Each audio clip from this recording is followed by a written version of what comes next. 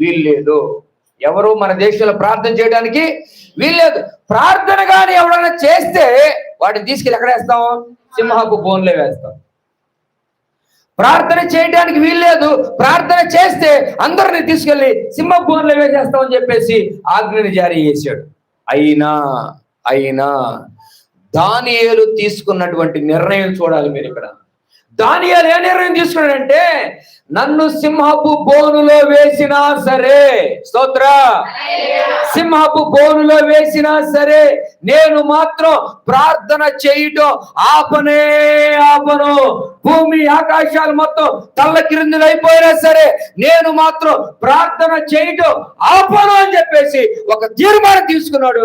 తీర్మానం తీసుకున్న దాని ప్రకారం ఏం చేశాడంటే అతను 10వ వచనంలో, దానియేలు తెలుసుకొని తన ఇంటికి వెళ్ళి యథాప్రకారం ఆజ్ఞ